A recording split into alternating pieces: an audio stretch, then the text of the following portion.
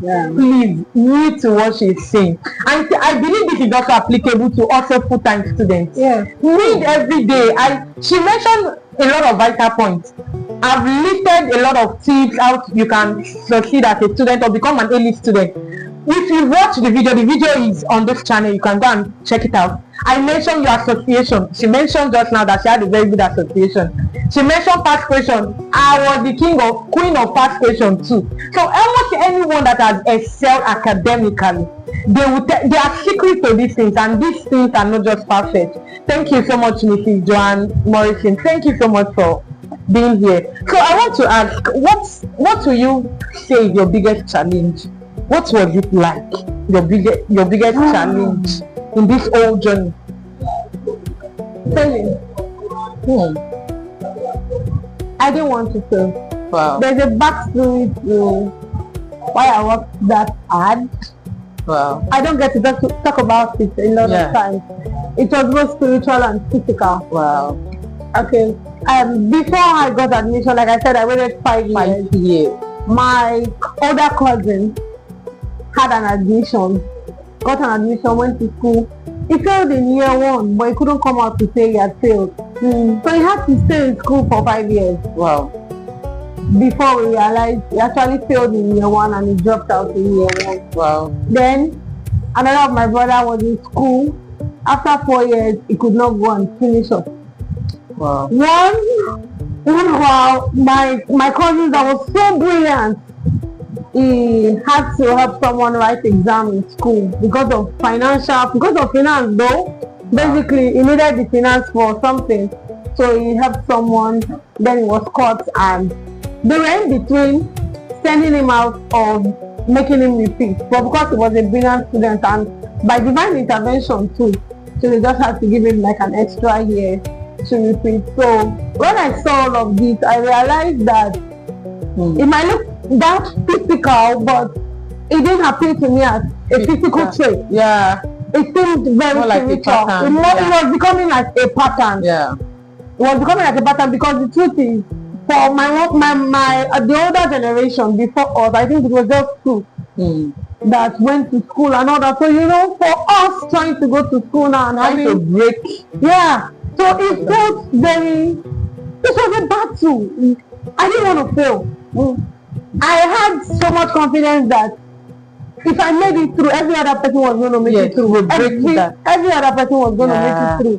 And the truth is, we did. In 1 year, 3 of us graduated. I graduated as a business admin student. My cousin sister graduated as a microbiologist. Wow. My brother later graduated as a pharmacist. Wow. So 3 of us, we actually did it in 1 year. It was a battle. So beyond the physical preparation for school, in fact, most times I used to pray that, they used to tell us that if you meet the wrong lecturer, I used to pray against it. Exactly. I don't want to know all of this and meet the wrong lecturer. I don't want to meet the wrong lecturer. So every time, every lecturer that comes to take any particular course is a suspect. Wow. I study them closely to know their do's, their don'ts, what they want. Yes, we know that in some schools there are lecturers that go after. I don't want to put myself in that position, and guess what? I was a governor. I was actually going there. So maybe somebody already have so much on her shoulder. She now added leadership to it. And most of us, we know what it feels like to be a leader in school. Being a leader in school, I don't know what it feels like for any of you, but being a leader in a part-time school. I'm a busy part-time student. Some part-time students, they are just doing it for, they could not get admission. So they are not even working. Some of them are not doing anything. They are just, I'm just doing it. So those one might be easy, but you already, your plate is full. So being a leader, when you are leading part-time students, it's different though. When you go to full-time, you see students of age group in the same class. In part-time, we had people that were our mother's mates. Wow. In our class. The oldest person should be 50-something, 40-something. Wow. And finally, I had to be a governor of that kind of. It was challenging. Wow. It was really, really challenging. Wow. But, in management we are taught structure. One beautiful thing I learned, in fact, that was an opportunity to exercise my management knowledge. Okay. It was an opportunity to really show that I was being taught. Because I just had to create a structure. I created a structure in a way that I didn't have to be in class for things to move. Wow. I had, like I said, part-time student, being a governor. One of the tricks I used in excelling as a governor was course rep. I used to ensure that if we have 6 groups, in every class there are groups of friends and others. So if we had 6 groups of 6 different associations in that particular class, every group is represented as a course rep. Wow. So in your group, I pick one person to rep this particular course. I pick another person, so that way I don't have issues. There's no room for misbehavior because your friend is the course rep of this particular course. So you want to also protect your friend. You want to protect your friend. It's a group work now. It's a group work. and it really worked. It really worked for me.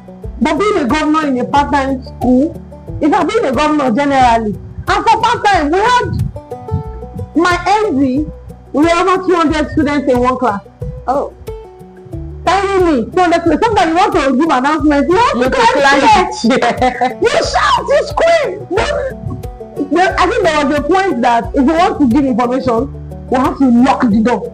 Because immediately the lecturer is leaving, everybody. Almost half of the class is leaving the class. They tell you have an appointment, have a meeting, stuff like that. This particular information you must hear it. So we locked the door. It became a war. But man, thank God she's here.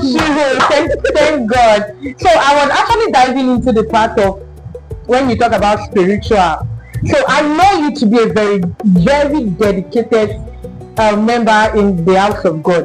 Okay, so a little disclaimer. She got married to my cousin actually. So I know her before she got, like, I'd known her since teenage choir. I was a child. Let me use that word.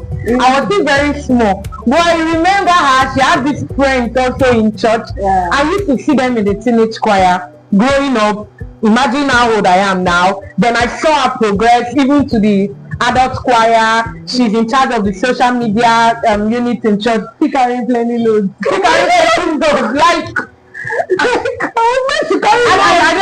don't even know what to say. So I saw that dedication. Was it because you really wanted to break this pattern that you gave your heart to God, you were serving God with everything you have, or you got to a point where you encounter God and you just feel that I just want to serve God? So the beautiful part about it was I encountered God early. Wow. Because my grandma was actually from a Catholic background, but every other person broke free, and so they encountered God, and I was privileged to be like the baby of the house. So everybody, the first granddaughter, everybody took me for fellowship. This one is going for fellowship. So I had no choice. I had to encounter. I encountered God early enough, and that helped me. So if I had not encountered God early enough, I wouldn't have been able to realize that there was a pattern. First of all, you see, the first rule of breaking free from anything is recognizing that thing. When you know you are halfway gone, if you don't even know there is a challenge or there is a problem, there's one. So immediately I realized that there was a pattern. I knew it had to be broken. So there was something I did while I was struggling physically to break the pattern. I was still laying it spiritually. I think until the year I graduated, there was never a point in my life where I don't consider myself and my siblings graduating as a prayer point. Wow. It was always in my prayer book. Sometimes when you see me in church broken down, and that was the only cry that God help us. Because it was a lot. Like I said, we were not financially stable. The daughter, like I can imagine the Lord. God, you do understand? Wow, like for my cousin now, at a point there were 4 of them in school. One parent. It seemed a lot. You know what it is, and we are not financially. It's not like we had the money to throw away. So even my cousin sister, she had to start doing. She sewed. Her mother was a tailor. Her mother is a tailor. So she actually learned how to sew. But when she got to school, she saw the need to breathe on it. In fact, she had to go with machine to school. She started sewing for her roommates, Her friends. classmates, and today she also has a brand that she has established because no matter what. So I don't see, I think we're recognizing that if this thing is spiritual, there's only one way to break out of. There's no two ways about it. No matter how physical you think your problem is, you must look for the spiritual root and deal with it. If you don't deal with it, you go nowhere. That's why you hear people say they graduated. Okay, my grandma told me a funny story. My uncle graduated as a first class student. Okay. Only for him to go back to school to get his results. And they said his result certificate was missing. Oh, that's sad. It was a battle. And he will tell you, he said he had to pray that whenever it is, it should come out outside. That he had to go back. He said he knew it was not physical. Life is spiritual. It was not physical. Life is So he said he had to go back, pray, and say, God, whenever it is, let it come out because I'm going back and I'm going to get it. And he went back for it and he got it. Hallelujah. He got it. Thank God. So thank you so much. I will be rounding up soon. Let me open. I just have about 2 more questions. But answer the lot. I will do 3 greatest lessons you learned and advice. Okay.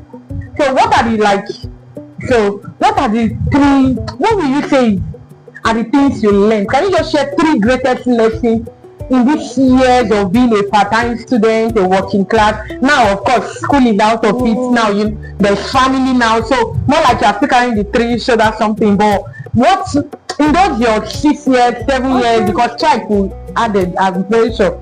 So, what were those things you will say you learned so much that you'll never forget? Okay, for 3 great lessons I learned. One thing is that if you put God first, you can't be last. God first, you can't be last.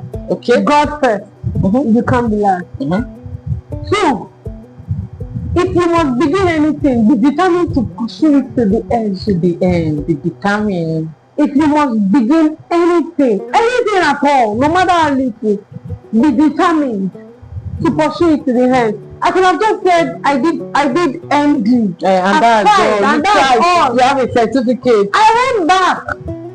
My friends did not come back. Funny enough, I had to go and start HND with another set of people again. Wow.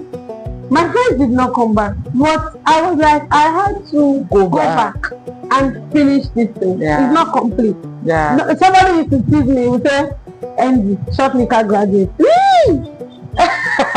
So when I think of you want to be graduate. My child has to be full.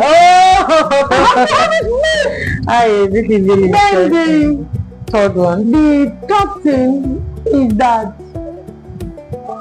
the right association. I wouldn't have done it without the right association. If I had missed the associating with the right people from the early stage, I would have missed everything because there were a lot of persons. There were some persons that started well, but they ended up with malpractice and a lot of cultism. So the right association. And the truth is, aside even academic, when I talked about academics, like I said, I was struggling, so I had to do business and all that. These girls catered for me. When it comes to finances, sometimes textbooks they'll buy for you. Sometimes they buy food, they'll buy for you. So the right association. Sometimes it might not be for what it is. And let me shock you. Amongst all 4 of us, I was the only person that had a 2-1. Wow. I could remember there was a day we went to see our results. My friend saw our results, saw where my name was. When they are living there to check. So one of them left us to check mine, and when she checked mine, she saw that it was like 2B. I think she was mad. She wanted to be angry, like look at somebody they are happy. It's like sometimes it's not that. Sometimes it's not that. But like I said, God first. You will not be last. Wanting to finish anything you start. 2, Then 3, look for the right association, physically and spiritually, Wow. and it will help you grow. I don't even know what to say. Like, I feel I should have had this about 6-7 years ago. Like, I don't.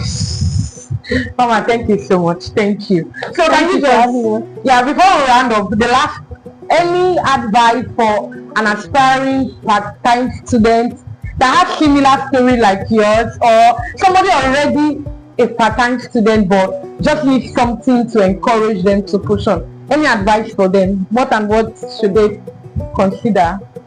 Okay, so if you are a part-time student or an aspiring part-time student or a student at all, one thing I come to realize even before I graduated is the way malpractice is beginning to make students feel like they are kings and queens. I didn't cheat at the exam hall for one day. So that's so much boldness. I didn't get to cheat. So much boldness. But I saw other people cheated. I was in HND 3. I was seeing ND1 students coming in with chips. Sorry, I'm trying to break in. I remembered I was in HND 1 and they were asking method of drying fish. They are, I think, FST, food science technology. Like, she had to take in something that the method of it. She's even a girl, so I'm not trying to be gender biased now. I'm just saying that's how much downgrade method of drying fish or preserving fish is that bad. Oh my God.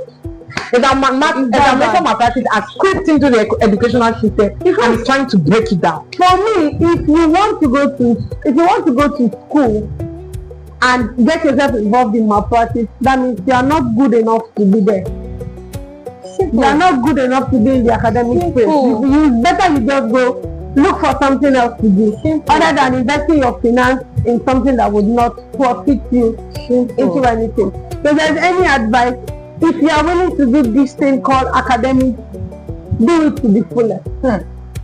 Do it to the fullest. A lot of people will say like, there is reward. In fact, that's your first test of integrity as a student. Yes. As a student, your first test of integrity is to be able to go into the exam or without involving yourself in malpractice. Any form of it. If I get a D, let me be a D. If I get an A, let me be an A. If I get a C, I want to own it in my project. There were courses where I got C. I did not cry. I didn't blame anybody. Like I said, I have just one course where I got C. I cried. But deep down, I knew I escaped. I think it was not the carry over. Yeah, I have a course like that. Look at that, started from. Yeah. So if you must do anything, consider your integrity. It means a lot. The truth is, if we are unable to do these things, what do we pass down to our children?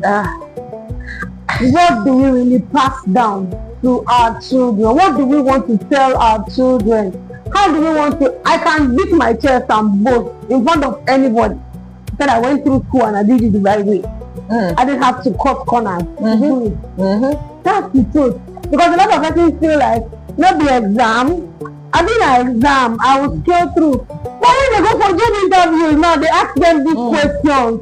They will now realize that, it has been applied to real life. You know, when they were teaching us, a lot of persons felt, all these numbers, calculating, use it. Those that actually work in as product analysis and all, they use this tool. They are using it. They use this. They are using it. So if you must do academics, do academics the right way. Thank you so much. Do academics. You said it all. Like, I think when I was planning this interview, I didn't plan for what I'm getting. So me myself now, I need to even sit down and digest it.